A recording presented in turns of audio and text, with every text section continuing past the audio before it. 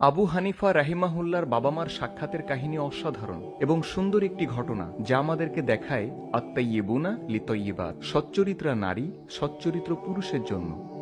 সাবিত ইবনে জুতা তিনি একদিন হাঁটছিলেন, এবং এটি তিনি আবু হানিফার মাকে বিয়ে করার পূর্বে। এবং তিনি যখন হাঁটছিলেন, বাগানের বেষ্টনীতে একটি ফল ঝুলছিল। চিন্তা করেন, আপনি হাঁটছেন এবং একটি বাগান দেখলেন, আর বাগানের বেষ্টনীতে দেখছেন এটি ঝুলে আছে। তিনি একটি ফল ছিঁড়ে নিলেন, এটি খেলেন, এবং এরপর তার মধ্যে একটি অপরাধবোধ জন্মালো। তিনি ওই ঘরের মালিকের কাছে ফিরে গেলেন।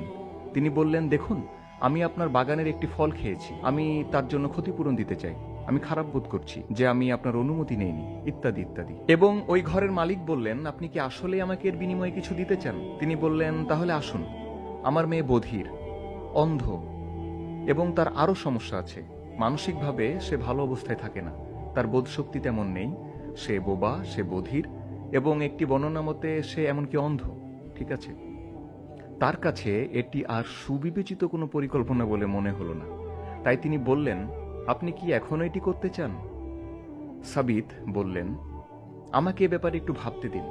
তিনি ফিরে এলেন এবং বললেন, যদি ওই ফল নেবার জন্য এই একটি উপায়েই আপনি আমাকে ক্ষমা করেন, সুবাহান আল্লাহ, তিনি শেষ বিচারের দিন ওই ফলের জন্য আল্লাহ সুবহানাহু ওয়া তাআলাকে ভয় করেছেন, এবং তিনি বললেন, আমি এটি করব। তো তিনি প্রথমবারের মতো ওই মহিলার কক্ষে গেলেন এবং তিনি বললেন, আসসালামু আলাইকুম।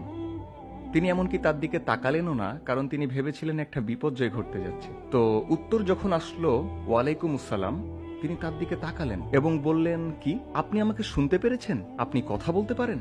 আপনি দেখতে পারেন? এবং তিনি একজন সুন্দরী মহিলাও ছিলেন।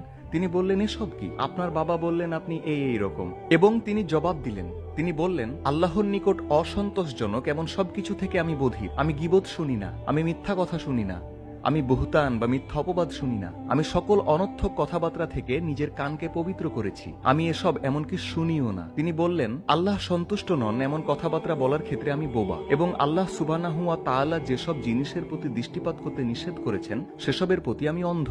যেসব জ্ঞান উপকারী নয়, আমি ইচ্ছাকৃতভাবেই সেসবের ব্যাপারে নিজেকে মূর্খ রেখেছি। যেসব বিষয় উপকারী নয়, আমি ইচ্ছাকৃতভাবেই সেসবের ব্যাপারে নিজেকে মূর্খ রেখেছি। সুবহানাল্লাহ, এটি ছিল তার উত্তর। এবং তারা বিবাহ বন্ধনে আবদ্ধ হলেন, এবং এই বিবাহ বন্ধন থেকে আসলেন আবু হানিফা রাহিমাহুল্লাহ তাআলা।